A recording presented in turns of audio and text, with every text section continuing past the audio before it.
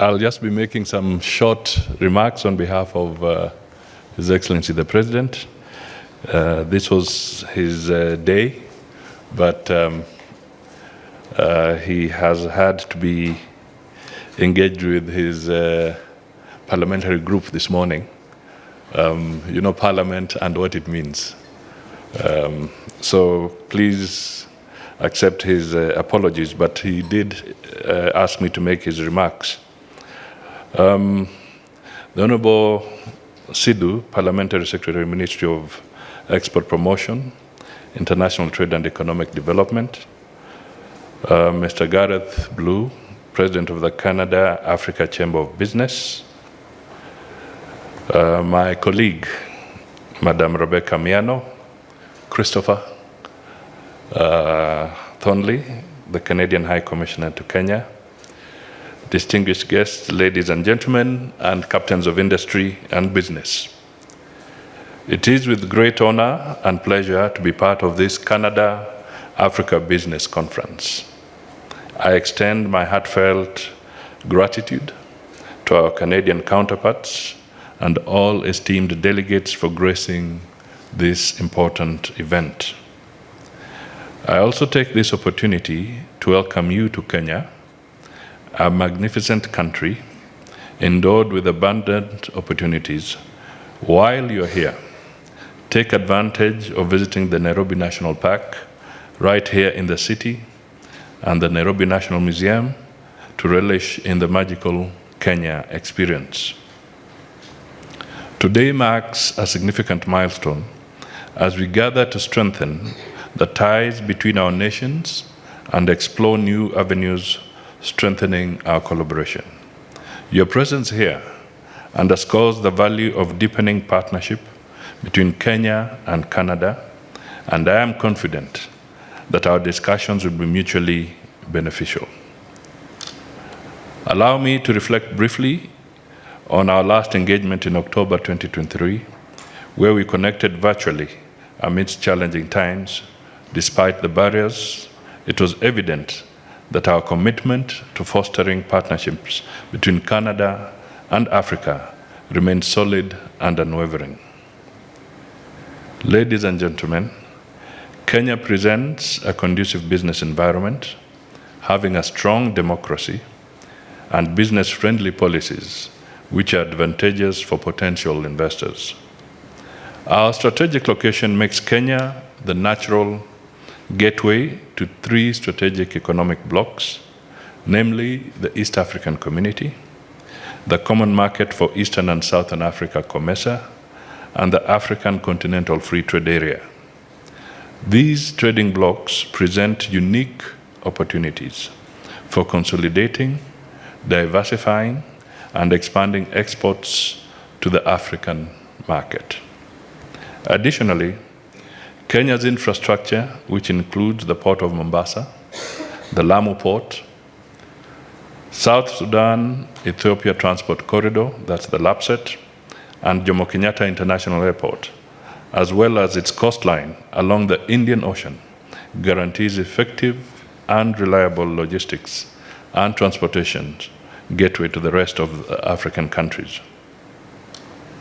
Notwithstanding, Kenya is the regional logistics and financial hub, a leading regional financial hub, a top destination for foreign direct investment and venture capital, and also the presence of Konza Technopolis, commonly referred to as the Silicon Savannah of Africa.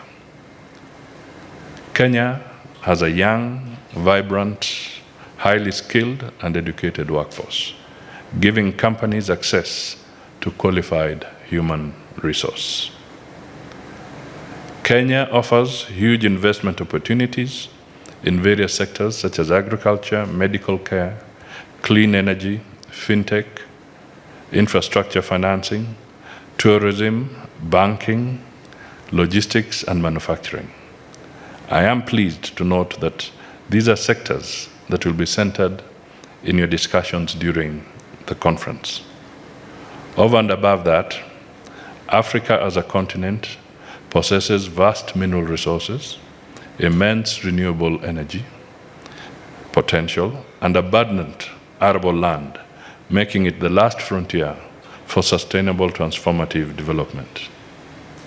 Let us work together to explore new frontiers, to diversify our export-based investments in areas like sustainable agriculture and clean energy, and ensure that this critical relationship contributes to shared prosperity.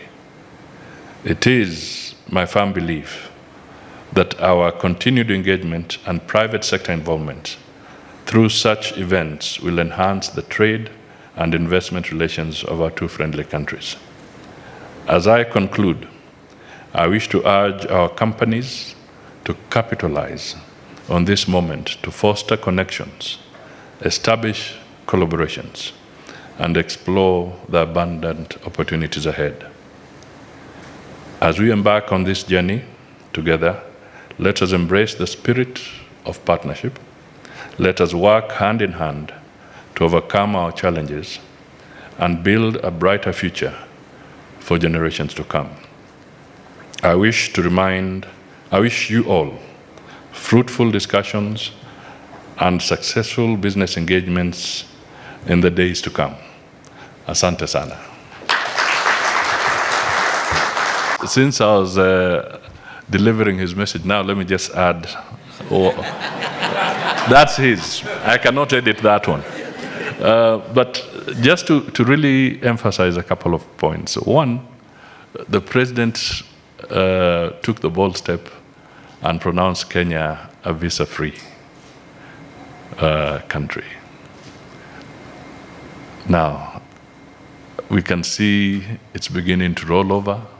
A few days ago, our other sister countries like Malawi were on it, and others we hope are likely to follow, so that we can make our movement with our friendly countries much more robust. So that is a good opportunity. The other thing that I just want to emphasize is that the whole issue around democracy is very, very dear to Kenya, extremely dear. We are celebrating 60 years of our independence and partnership with many countries. And one of the things that really comes out is that Kenya, during all this time, has never failed to have elections. It's something we take for granted, but it is the truth. Since the day that our founding fathers said we are independent, we have consistently, religiously, regularly held elections. And we've gone a notch higher, where people have been dissatisfied, even at a presidential election level.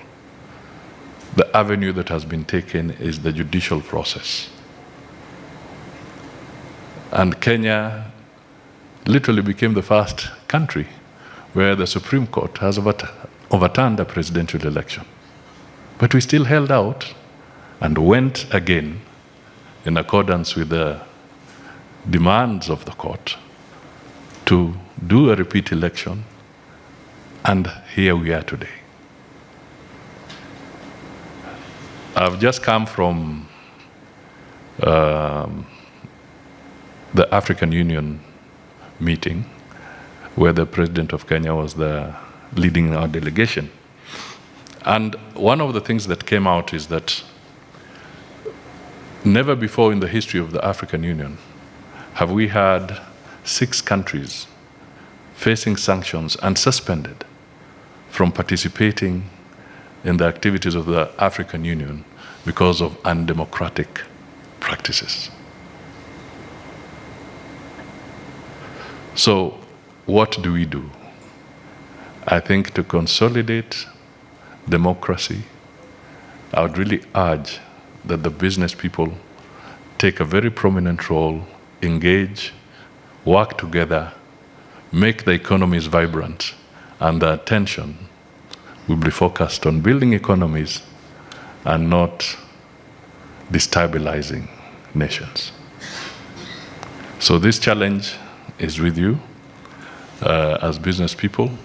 We have very good relations with Canada. I've had a couple of phone conversations with the foreign minister on a number of bilateral issues, and we shall continue to engage robustly.